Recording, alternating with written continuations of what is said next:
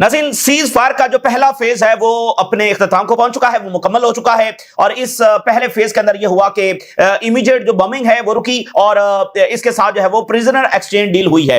Israel के तमाम कैदी इस वक्त रिहा किए जा चुके हैं और फलस्तीनी कैदी जो है वो रिहा हुए हैं और उसमें से कुछ जो है वो वेस्ट बैंक गए हैं, कुछ दूसरे मुल्कों में गए हैं, मिस्र के अंदर गए हैं। तो ये पहला फेज है वो मुकम्मल हो चुका है। अब व्हाट्स नेक्स्ट? इस वक्त चूंकि एक बिल्कुल नई रियलिटीज इमर्ज कर रही हैं और आगे मामला जब किस डायरेक्शन में जाएंगे, तो हर तरफ सवाल जो है वो यही उठाया जा रहा है कि व्हाट्स नेक्स्ट? क्या अब ये मुकम्मल तौर पर मामला सॉल्व हो गया है? क्या ये कंप्रीहेंसिव सीज फायर यहां पर हो गया है? क्या इजराइल जब वो दोबारा किसी भी वक्त बॉम्बिंग शुरू कर सकता है? क्योंकि इजरायली फौज है वो अंदर, और फलस्तीनी रियासत का क्या? अच्छा, और गजा की रिकंस्ट्रक्शन का क्या? अच्छा, जब दुनिया ये डिबेट कर रही है तो इजराइल ने कुछ देर पहले अटैक करते हुए 3 फलस्तीनियों को गजा में शहीद किया है। साथ ही वेस्ट बैंक के अंदर फलस्तीनियों को शहीद और जख्मी और अरेस्ट किया गया है। और इधर गजा में ये पहली बड़ी वायलेशन है। 9 को सीज फायर हुआ है, 9 को अनाउंस किया गया और आज यानी कि ये पहला अटैक है सीज फायर होने के बाद।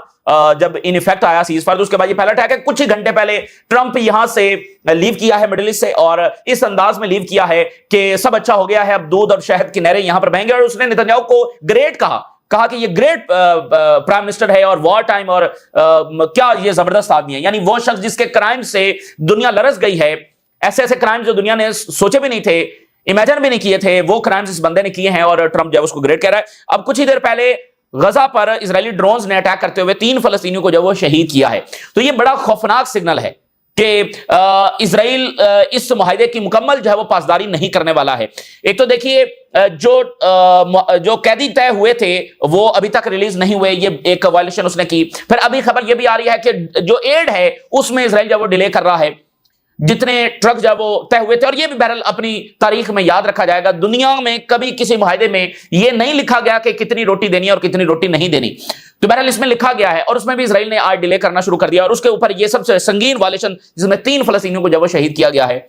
तो इससे एक जो खतरात थे, जो खदशात थे, उसको मजीद तकवीत मिली है कि ये मामला यहां पर जब वो टिकने वाला नहीं है। और वैसे भी आप सोचिए, वो लोग जिन्होंने लाखों मासूम लोगों को मारा और जख्मी किया है, मतलब उनकी खबासत का क्या आलम होगा? उनसे क्या आप कोई खैर की तवक्को रखेंगे या उनसे आप कहेंगे क्या वो इस माइंडसेट को छोड़कर जो है वो अब अमन की बात करने जब लग जाएंगे? मतलब सोचिए ना, एक फर्द भी अगर 10-12 लोगों को मार दे तो वो भी खबासत के अलग दर्जे पर होता है और उसकी फिर वहां से वापसी नहीं होती। और ये शैतानियत के किस दर्जे पर होंगे जिन्होंने इंसानियत का सबसे बड़ा क्राइम किया है? तो मतलब इनसे आप जब वो क्या तवक्को रख सकते हैं? और फिर देखिए, इजराइल ने अभी तक फलस्तीनियों को डिस्प्लेस करने का जो गोल है, क्या वो अबेंडन कर दिया है? किसी सूरत नहीं किया। इजराइल की जो मेजॉरिटी है वो इस बात को सपोर्ट करती है और उनका माइंडसेट ही यही है कि वो फलस्तीनियों को किस सूरत जो है वो यहां पर नहीं रहने देंगे और उनको जब डिस्प्लेस करेंगे उसके लिए कोई भी टूल्स इस्तेमाल करने पड़े तो कोई मसला नहीं है। और नेतन्याहू सिर्फ नेतन्याहू नहीं है, बल्कि उसके पीछे वो सेटलर्स भी तो है ना। सेटलर्स इस बात को सपोर्ट करते हैं जो कुछ गजा के अंदर हुआ है। तो एक तो ये बड़ा खौफनाक ये वाकया जो है वो पेश आया है और उसके बाद हमास जब मीडिएटर्स के साथ भी राब्ता कर रही है। अच्छा, लेकिन इसी दरमियान जो रिसेंट ट्रंप की स्पीचेस हुई हैं उससे ये बात तो कम से कम वाज़ेह हो गई है अमेरिका के अंदर कि ट्रंप और बाकी जो अमेरिकन प्रेसिडेंट्स हैं उनको इजरायली लॉबी ही कंट्रोल करती है। सिर्फ और सिर्फ अब बात इतनी है कि अगर ये जो ज़ायनिस्ट बिलियनर्स हैं, ये जो अमेरिका में बैठे हुए जो हैं अमेरिकन नेशनल, लेकिन अमेरिका से ज्यादा इजराइल के लिए, इजराइल के इंटरेस्ट के लिए काम करते हैं, और खुद ट्रंप ने अजराह मजाक ये बात की और इस बात की तस्दीक की कि ये बात सच है। यानी रिसेंट स्पीचेस में वो जो कहा जाता था कि ये सिर्फ कॉन्स्पिरेसी थ्योरीज हैं, वो अब अमेरिका में भी ये बात एस्टेब्लिश हो गई और वो हर तरफ ट्रंप के वो क्लिप्स है वो चल रहे हैं कि ये असल जो मसला है ये ज़ायनिस्ट बिलियनर्स है। अगर ये नहीं है तो फिर ना ट्रंप कंट्रोल हो सकता है ना बाकी अमेरिकन प्रेसिडेंट जब वो कंट्रोल हो सकते हैं। तो ये बात भी वहां पर आगे बढ़ेगी। दूसरी बात यह है कि वहां पर गारंटी साइन हुई, उस माहिदे पर टर्की ने साइन किया है, उस पर अमेरिका ने साइन किया है, उसमें कतर ने जब साइन किया, उसमें मिस्र ने साइन किया है। तो इन गारंटीज की क्या अहमियत है? यानी अभी आप देखिए, उन्होंने 3 फलस्तीनियों को शहीद कर दिया है और अगर वो फुल स्केल बॉम्बिंग शुरू कर देते हैं, अगर वो उनकी फौज तो अंदर ही मौजूद है, किसी भी लम्हे वो कुछ भी कर सकते हैं, तो इसकी गारंटीज क्या होंगी? यानी इन गारंटीज का क्या मतलब है? मतलब टर्की, मिस्र जो है इसको कैसे इंप्लीमेंट करवाएंगे? तो या ये सिर्फ एक फोटो सेशन था? इसके ऊपर भी सवाल जब उठ रहे हैं कि इन गारंटीज की क्या अहमियत है। अच्छा, अगली बात यह है कि ट्रंप जो है वो ओवरऑल जो प्रोजेक्शन कर रहा है वो इस तरह से प्रोजेक्शन कर रहा है कि ये जो डील उसने दी है ये ऐसी डील है जो मिडिल ईस्ट के सारे प्रॉब्लम सॉल्व कर रही है और मिडिल ईस्ट में बस अमन, चैन और शांति और सुकून होगा। एक ऐसे वक्त में जब फलस्तीनियों ने अभी तक अपनी बॉडीज भी नहीं निकाली हैं, अभी तक उन्होंने अपनी बॉडीज नहीं निकाली हैं जो कई हजार हो सकती हैं, और जो जो ये सारा कुछ कर रहा है उसको ट्रम्प जो वो ग्रेट कह रहे हैं। मतलब आप इसका कोई तस्वर भी दुनिया कर सकती है कि फलस्तीनियों की बॉडीज अभी तक नहीं निकली और वो हजारों की तादाद में हो सकती हैं, और ये भी हो सकता है कि वो बॉडीज एक एक साल हो गया हो कि वो मलबे तले दबी हैं। तो इस सब का बोझ मिडिल ईस्ट कैसे उठाएगा, दुनिया कैसे उठाएगी, और इसके बाद वो जो वायलेंस का बीज यहां पर बोएगा, अभी भी इजराइल का कोई इरादा नहीं है फलस्तीनियों को उनके राइट्स देने का। तो इसलिए वेस्टर्न थिंक टैंक जो है वो मिडिल ईस्ट के थिंक टैंक्स इसको एक सीज फायर डील कह रहे हैं, नॉट अ पीस डील। अच्छा, फिर इसी दरमियान अगली इंपॉर्टेंट डेवलपमेंट यह है कि ट्रंप ने कहा कि भाई अब तो अब्राहम अकॉर्ड करना पड़ेगा। उसने कहा अब तुम्हारे पास कोई एक्सक्यूज नहीं है, ओआईसी ममालिक और अरब कंट्रीज के पास अब कोई एक्सक्यूज नहीं है। और उसने ये बात कही कि पहले तुम ये एक्सक्यूज करते थे कि भाई गजा में चूंकि बॉम्बिंग हो रही है तो इसलिए हमारे पास कोई गुंजाइश नहीं है इजराइल के साथ अब्राहम अकॉर्ड करने की, सो अब करने पड़ेंगे। ये ट्रंप ने यानी काइंड ऑफ थ्रेट वाली लैंग्वेज थी कि अब तुम्हारे पास कोई एक्सक्यूज नहीं, अब हम तुम्हारा कोई एक्सक्यूज नहीं मानेंगे और अब तुम्हें जब अब्राहम अकॉर्ड करने पड़ेंगे। अब जब ये वहां गजा मलबे का ढेर है, फलस्तीनी अभी अपनी बॉडीज निकाल रहे हैं, ठीक है ना, वेस्ट बैंक के अंदर वो लोगों को मार रहे हैं और गजा के अंदर वो ये कर रहे हैं और लेबनान में और शाम में, तो ये जो है वो जाकर अब्राहम अकॉर्ड करेंगे और ये कैसे चलेगा। तो अभी बहुत सारी कम्प्लेक्स चीजें मौजूद हैं और जो बुनियादी इशू है वो अपनी जगह पर है। और ये बात रशिया ने जो बात की है उनकी भी यही बात है कि बुनियादी इशू अपनी जगह पर मौजूद है, एक प्रोजेक्शन है जो की जा रही है कि भाई ये अच्छा हो गया, फलां हो गया, बहरहाल। और ट्रंप ने कहा कि मिडिल ईस्ट में तीसरी आलमी जंग छिड़ सकती थी। ये अब ट्रंप ने खुद इस बात की तस्दीक की कि हालात इतने खराब थे कि तीसरी आलमी जंग मिडिल ईस्ट से छिड़ सकती थी, लेकिन अब नहीं छिड़ेगी। अब क्यों नहीं छिड़ेगी, ये बहरहाल ट्रंप कह रहे हैं कि अब नहीं छिड़ेगी और अब जो है वो मिडिल ईस्ट में सब अच्छा हो गया है। और फिर आप देखिए जो मुलाकातें हुई उसमें एप्रिसिएशंस हुई, सब ने एक दूसरे की तारीफ की, क्लैपिंग्स हुई, स्माइल्स हुए, लेकिन उस सारी तकरीब जो हुई है उसमें गजा का कोई जिक्र नहीं था कि गजा में जो सफरिंग्स फलस्तीनियों ने बर्दाश्त की हैं, जो मजालिम हुए, उसका कोई जिक्र नहीं था। इवन जो ओआईसी या अरब कंट्रीज के सरबराहान हैं उनको जो स्पीच करने का मौका मिला उन्होंने भी ये कोई नहीं कहा कि जो है वहां पर ये मजालिम जब उठाए गए, ठीक है। सम से कि भाई ठीक है अब सीजफायर हो रहा था तो क्या जरूरत है, लेकिन बहरहाल मतलब क्यों जरूरत नहीं थी, अभी तक तो फलस्तीनियों ने अपनी बॉडीज भी नहीं निकाली। तो ये एक अजब बात थी कि सब एक दूसरे की तारीफ कर रहे थे, सब अपनी पॉइंट स्कोरिंग कर रहे हैं, लेकिन वो उधर का कोई जिक्र जब नहीं हुआ। और इजिप्ट ने अपना जो हाईएस्ट अवार्ड है वो ट्रंप को दिया है, ठीक है ना, हाईएस्ट अवार्ड मिस्र का। अच्छा, मैं दो एनालिसिस आपके सामने रखता हूं जो अमेरिका के दो बड़ी शख्सियत हैं, जनरल डगलस मैकग्रेगर और स्कॉट रिटर। व्हाट्स नेक्स्ट, इनके नजदीक आगे क्या होने जा रहा है।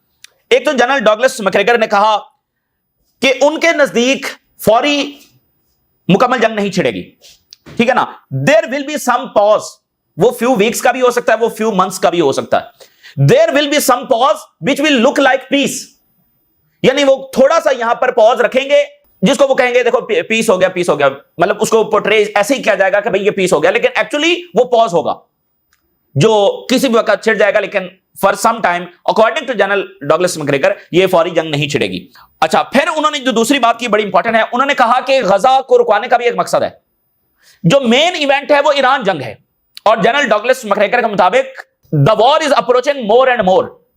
उन्होंने कहा कि हम हर दिन जो है वो ईरान जंग के करीब होते चले जा रहे हैं, और उन्होंने कहा कि मुझे कोई डाउट नहीं है कि ये जंग होने जा रही है और इसकी मुकम्मल प्लानिंग हो रही है और नेतन्याहू पूरी तरह से इसकी लॉबिंग कर रहा है और वहां पर बिल्डअप किया जा रहा है, और मेन इवेंट जो है वो ईरान जंग है जो होने जा रही है और डे बाय डे हम इसके करीब हो रहे हैं। ये बात उनकी बड़ी गैर मामूली है। और उन्होंने कहा कि इजराइल ने अभी फलस्तीनियों को डिस्प्लेस करने के अपने गोल्स अबैंडन नहीं किए हैं, ट्रंप की मजबूरियों को देखते हुए और सम टाइम के लिए कुछ पॉज, ठीक है ना, और उसके बाद और जैसे देखें ना उनकी वायलेशंस तो दरमियान में जारी हो चुकी हैं, शुरू हो चुकी हैं। स्कॉट रिटर ने कहा, उन्होंने कहा कि सबसे इंपॉर्टेंट बात यह है कि जो अमेरिका के अंदर नई रियलिटीज पैदा हो रही हैं इसके असरात मिडिल ईस्ट में होंगे। और अमेरिका के अंदर सबसे बड़ी रियलिटी अब जो जन्म ले रही है वो ये है कि यहां पर इस बात का इदराक हो रहा है कि कैसे इजरायली लॉबी जो है वो कांग्रेस को, अमेरिकन प्रेसिडेंट्स को, अमेरिकन सिस्टम को जो वो कंट्रोल करती है और इजराइल के लिए बार बार अमेरिका को जंगों के अंदर जो वो जाना पड़ता है। अभी आप देखिए ना अमेरिका के अंदर ये बहुत बड़ा इशू है, अभी होमलेस पीपल का बड़ा इशू वहां पर सामने आ रहा है और हेल्थ और ये वो काफी उनके इश्यूज हैं।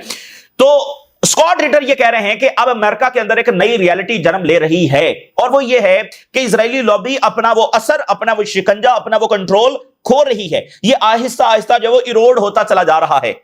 और इसका मतलब ये नहीं है कि ट्रंप अपने ज़ायनिस्ट डोनर से आजाद हो गया है, अब उसको कोई फर्क ही नहीं पड़ता, नहीं ऐसा नहीं है, वो अभी भी उनके शिकंजे में है, अभी भी वो उसको इन्फ्लुएंस कर रहे हैं। लेकिन और खुद ट्रंप ने यह कहा कल जो मरियम एडेल्सन बैठी हुई थी, इसका जो शौहर था वो भी एक बड़ा जानिस था, और उसका भी ट्रम्प ने जिक्र किया कि वो कैसे बार बार व्हाइट हाउस आता रहा और उसने बहुत ज्यादा इन्फ्लुएंस किया गोलान हाइट को रिकॉग्नाइज करने में, और फिर जो है वो यरूशलेम को रिकॉग्नाइज करने में। तो मरियम जो है वो इसके अकाउंट में $60 बिलियन, और ये सबसे बड़ी डोनर है। तो ये बात अब बड़ी, मतलब कॉन्स्पिरेसी थ्योरी नहीं, ये बड़ी डेवलपमेंट है, कॉन्स्पिरेसी थ्योरी नहीं। अब अमेरिका में ये बात वाजे हो गई है कि एक ही चीज है जिससे लड़ना है, और वो है इजरायली लॉबी। अब तकर खालसा जो वो बहुत बड़ी कैंपेन वहां पर चला रहे हैं कि एपेक जो है इसको जो है वो एक फॉरेन एजेंट के तौर पर रजिस्टर किया जाए, इसको एक अमेरिकन ऑर्गेनाइजेशन के तौर पर रजिस्टर ना किया जाए। बहुत बड़ी कैंपेन चल रही है। तो देखिए, स्कॉट रिटर ये कह रहे हैं कि ये रियलिटी जो अमेरिका के अंदर ये जो जंग जारी है, शुरू हो चुकी है, इसका असर मिडिल ईस्ट में होगा और फलस्तीन तनाज़े पर होगा। जो इजराइली लॉबी कमजोर पड़ती चली जाएगी, तो जो इजराइल जो है ना वो कमजोर पड़ता चला जाएगा, और अमेरिकन सपोर्ट जो है वो पीछे हटती चली जाएगी। तो रियलिटी जन्म ले रही है, लेकिन अभी तक ट्रम्प मुकम्मल आजाद नहीं है, उस पर इन्फ्लुएंस है, लेकिन आने वाले दिनों में हमें ये मजीद नजर आएगा और इसके असरात भी नजर आएंगे। और उसका वन ऑफ द इंपैक्ट ये देखें, क्या इस वक्त नेतन्याहू जंगबंदी चाहता था? नहीं। क्या उसने डिस्प्लेस करने का गोल छोड़ दिया? नहीं। फिर जंगबंदी क्यों की? क्या उसको कोई कैदियों की फिक्र थी? नहीं। फिर जंगबंदी क्यों की? तो ये उसने कहा कि ये वो अंदरूनी प्रेशर है जिसने मजबूर किया है, ठीक है ना। और जाहिर है बाकी बहुत सारे फैक्टर्स और डायमेंशंस वो भी आपके सामने हम रख चुके हैं। तो एक ये चीजों को, दूसरा उन्होंने कहा कि ये जो गारंटी साइन हुई है, जिसमें टर्की शामिल है, जिसमें मिस्र है, बाकी मुल्क हैं, इसकी अहमियत है उनके नजदीक, और ये एक पॉजिटिव डेवलपमेंट है। देखें, इससे पहले तो ऐसा कुछ भी नहीं हुआ, दोनों मरतबा सीज फायर हुआ, दोनों मरतबा ऐसी कोई गारंटी जब वो साइन नहीं हुई, ऐसी तकारीब नहीं हुई। तो एक तरह हम ये कह सकते हैं कि इन तकारीब का और इन सारे ऑप्टिक्स का और ये गारंटी साइन करने का इसका वन ऑफ द सिग्नल ये है कि ये फौरी मुल्क जब इसको शुरू नहीं होने देंगे, और इन मुल्कों के ऊपर जिम्मेदारी होगी, टर्की पर और मिस्र पर जिम्मेदारी होगी कि भाई ये इसमें शामिल थे, ठीक है ना, उन पर रिस्पांसिबिलिटी होगी अगर इजराइल दोबारा से शुरू करेगा। लेकिन स्कॉट रिटर के मुताबिक भी एक कंप्रीहेंसिव पीस जो है वो अभी बहुत दूर है, अभी वो लंबा सफर है। अच्छा, ट्रंप को जो है वो इस डील पर एट होम अमेरिका में वेलकम किया गया है, जन इस बात को सराहा गया है, रिपब्लिकन्स ने भी, डेमोक्रेट्स ने भी इसको सराहा है कि ये एक अच्छी डील है और ट्रंप ने अच्छा इकदाम उठाया। तो इससे भी ट्रंप को इंकरेजमेंट मिलेगी। और दूसरा, अब अमेरिका में ये शदीद प्रेशर है कि जो डोमेस्टिक इश्यूज हैं, जो नेशनल इश्यूज हैं, ठीक है ना, उसके ऊपर ज्यादा फोकस किया जाए, और जिसके लिए ट्रंप को लाया गया था कि जंगें रुकवानी है और फोकस चाइना के ऊपर करना है, उसकी तरफ जो तवज्जो दी जाए। तो देयर इज अ क्वेश्चन कि अब क्या वही वाला ट्रंप जब नजर आएगा जो वोटर्स डिमांड करते हैं? उसकी एक झलक तो हमें नजर आई है कि उसको ये करवाना पड़ा है, और इस डील को वेलकम किया जा रहा है अमेरिका में। तो अब प्रेशर ये है कि भाई जंगें खत्म करवानी है, मजीद जंगों में ड्रैग नहीं होना, और दूसरा फोकस है वो चाइना पर करना और अपने डोमेस्टिक इश्यूज के ऊपर करना है। अच्छा, अब इसी दरमियान जो है वो इंटरनेशनल फोर्सेस वो जाएंगी नहीं जाएंगी, उनका मैंडेट क्या होगा? अभी ऑस्ट्रेलिया ने कुछ देर पहले ये कहा है कि अगर इंटरनेशनल फोर्सेस जानी है तो फिर हम अपनी फौजें भेजने के लिए तैयार हैं, ये ऑस्ट्रेलिया कह रहा है। अच्छा, इजराइल भी नहीं चाहता कि इंटरनेशनल फोर्सेस आए, ठीक है ना, क्योंकि इसमें अरब फोर्सेस होंगे ना, तो इजराइल ये नहीं चाहता कि अरब फोर्सेस भी आए। तो अब ये जा सकेंगी नहीं जा सकेंगी, और उनका मैंडेट क्या होगा ऑस्ट्रेलिया ने कहा। इसके साथ जो है वो बड़ी डेवलपमेंट ये सामने आ रही है कि बरतानिया में एक बड़ी कॉन्फ्रेंस बुला ली गई है फलस्तीन के ऊपर, और वो गजा की रिकंस्ट्रक्शन के हवाले से, जिसमें यूरोपियन नुमाइंदे शरीक हो रहे हैं, जिसमें मिडिल ईस्ट के नुमाइंदे जब शरीक हो रहे हैं, अरब नुमाइंदे जब शरीक हो रहे हैं। बड़ी जबरदस्त ये कॉन्फ्रेंस होने जा रही है, और इसका मेन जो मौजू है वो गजा की रिकंस्ट्रक्शन है। सबसे बड़ा सवाल तो यही है ना, देखें, कंप्रीहेंसिव पीस रिकंस्ट्रक्शन के जरिए ही आएगा ना भाई। रिकंस्ट्रक्शन होगी तो बाकी चीजें होंगी, लेकिन पैसा कौन देगा? इतना पैसा जो है वो यूरोप तो देने वाला नहीं है, इसलिए वो कह रहे हैं ये अरब्स देंगे। मतलब अब आप देखें ना, फिर अरब्स तो ज़ाहिर देना सारी दुनिया को देना चाहिए और रिकंस्ट्रक्शन के लिए, लेकिन कुछ इनको भी तय करना चाहिए कि इजराइल बार बार तबाही मचाता रहे, और ये जो है वो, मतलब इजराइल को कोई पनिशमेंट ना दी जाए। इजराइल अब तबाही करके वो उसको कोई सजा नहीं है, और ये पैसे पे करें, तो इस पर भी कोई बात होनी चाहिए। लेकिन वहां पर इंपॉर्टेंट कॉन्फ्रेंस है, और इसका मतलब यह है कि और बहुत सारी ऐसी डेवलपमेंट्स और बहुत सारी ऐसी कॉन्फ्रेंसेस नजर आएंगी फलस्तीनी रियासत के हवाले से और रिकंस्ट्रक्शन के हवाले से। अच्छा, कतर ने बड़ी इंपॉर्टेंट खबर यह दी है कि सेकंड फेज के ऊपर डिस्कशन शुरू हो गई है। Discussions over second phase have started, ये अब कतर कह रहा है। सीज फायर जो है वो एक हिस्टोरिक डे है that we have been waiting for years, specially during the past 2 years। और इसके बाद जो है वो अगली स्टेजेस हैं उनकी तरफ हमने बढ़ना है। The difficult stages have begun as how it will look like phase 2 to secure Gaza। इसको कौन एडमिनिस्ट्रेशन करेगा एंड इंश्योर दैट के वार दोबारा शुरू ना हो। यानी फेज 2 में क्या होगा? गजा की रिकंस्ट्रक्शन, गजा को गवर्न कौन करेगा, और इस बात की यकीन दहानी के दोबारा ये बॉम्बिंग शुरू ना हो। इस फेज 2 की जो डिस्कशन है वो शुरू हो चुकी है, ये कतर कह रहा है। अच्छा, उधर जो फलस्तीनी रेजिस्टेंस है वो अपने हमले जारी रखे हुए है, जो मिलिशिया है उनके ऊपर अटैक्स कर रही है। Gaza resistance forces arrest collaborators, seize militia positions. तो वो उनके ऊपर अटैक कर रही है और उनका जो है सफाया कर रही है, और ये बहुत जरूरी है। और इजराइल ने जब इनको भेजा हुआ था, उधर यमन ने अनाउंसमेंट जारी किया है कि हम पूरी तरह से देख रहे हैं, अगर इजराइल ने बॉम्बिंग शुरू की तो फिर हम दोबारा से अटैक करेंगे। Yemen affirms readiness, warns against exploiting Gaza. और उन्होंने सऊदी अरेबिया को अर्ज किया to end the siege and warns against exploiting regional wars for Israel benefit. ये बड़ी इंपॉर्टेंट बात है कि मजीद जंगें छेड़ना इजराइल के इंटरेस्ट के लिए, और मिडिल ईस्ट के मालिक की खामोशी, मतलब ईरान के खिलाफ जंग छेड़ना, लेबनान के खिलाफ, हिजबुल्लाह के खिलाफ, इसके ऊपर भी यमन ने जो वो खबरदार किया है कि ये रीजन के इंटरेस्ट में नहीं होगा। तो इसका मतलब कोई तो ऐसी प्लानिंग हो रही है जिसकी यमन भी निशानदेही कर रहा है। और निकोलस मडोरो जो वेनेजुएला के सदर है, उनकी भी स्टेटमेंट आई है। उन्होंने कहा कि जो फलस्तीनी कॉज है ये ह्यूमैनिटी का सबसे मुकद्दस कॉज है, most sacred cause for humanity, and we propose sending teams of builders, farmers and doctors to Gaza to help the people. ये मडोरो कह रहे हैं। और फलस्तीनी कैदी जो है वो उनकी मजीद रिहाई हुई है, और वो बता रहे हैं कि किस तरह से उनके साथ जो वो टॉर्चर किया गया, किस तरह उनके साथ मजालिम किए गए, और वो भी बड़ी होलनाक दास्तानें हैं जो सामने आ रही हैं। We were beaten and humiliated, और ऐसे ऐसे मजालिम के वो मतलब रूह कांप जाए, और सिस्टमैटिक स्टारवेशन, उनको भी फाके जो बर्दाश्त करने पड़े हैं। फिर एक बड़े फलस्तीनी कैदी, ये नॉवेलिस्ट हैं, और 2004 के अंदर ये गिरफ्तार हुए थे, 2004 में, और ये बड़े फलस्तीनियों के फेमस नॉवेलिस्ट हैं, राइटर हैं, 2004 में गिरफ्तार हुए थे, और आज इनकी भी रिहाई हो गई। तो इनका बड़ा जबरदस्त वेलकम हुआ है मिस्र के अंदर, मिस्र इनको डिपोर्ट किया गया है। Palestinian novelist Basim arrives in Egypt after release from Israeli jail. अब ये इनको 21 ईयर्स और टेररिज्म चार्जेस के ऊपर, और इनको 3 लाइफ सेंटेंसेस जो है उसकी सजा दी गई थी, और बॉम्बिंग इन तल अवीव जो है उसके चार्जेस इनके ऊपर लगाए गए थे। 3 लाइफ सेंटेंसेस, 21 साल। मतलब आप जरा फलस्तीनी कैदियों की स्ट्रगल तो देखें, कोई 2 दहाइयां, कोई 15 साल, कोई 3 दहाइयां, ये मामूली अरसा नहीं होता, सारी जिंदगी गुजर जाती है। यानी ये जवान गए थे और अब बूढ़े होकर जब वापस आ रहे हैं, तो बड़े जबरदस्त इस्तकबाल जब इनके हो रहे हैं, बावजूद इसके कि इजराइल ने धमकाया कि सेलिब्रेशन ना करें, लेकिन उनका जबरदस्त इस्तकबाल जब हो रहा है। तो बहरहाल अब मिसाल के तौर पे आखिरी हेडलाइन आप देखिए कि अमेरिका के अंदर शटडाउन चल रहा है, गवर्नमेंट शटडाउन है। Speaker Johnson says US shutdown could become longest in history. ये सिर्फ अमेरिका में इस तरह का कानून है कि अगर वो फाइनेंस पास ना हो सके तो गवर्नमेंट शटडाउन हो जाती है। इस वक्त अमेरिका में गवर्नमेंट शटडाउन है, जिसका मतलब ये होता है कि वैसे तो निजाम चलता रहता है, लेकिन जो गवर्नमेंट एम्प्लॉयज हैं वो सैलरी और पे के बगैर काम करते हैं, इस तरह के और इश्यूज होते हैं।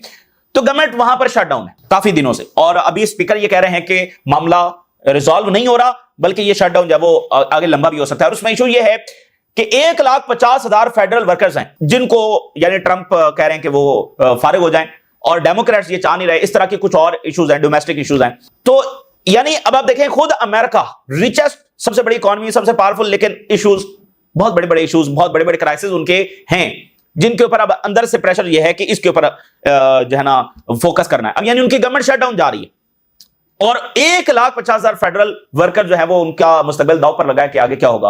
अब प्रेशर बहुत ज्यादा है कि अंदरूनी मामलात और इजराइल की ये जो फंडिंग है इसको बंद किया जाए, और खुद अमेरिकन मीडिया ये रिपोर्ट दे चुका है कि ट्रंप कंसिडर कर रहे हैं कि इजराइल की फंडिंग जो वो बंद की जाए, और उसकी वजह से वो प्रेशर है, अंदरूनी प्रेशर है। तो बहरहाल देखते हैं मामला किस तरफ जाएंगे। अगले 2-4 दिनों में मजीद डायरेक्शन जब वाज़ेह होगी। ये ताज़ा तरीन सूरत हाल है जो आपके साथ शेयर किया, अपने राज़ रखा करें। इजाज़त दीजिए, अल्लाह हाफ़िज़।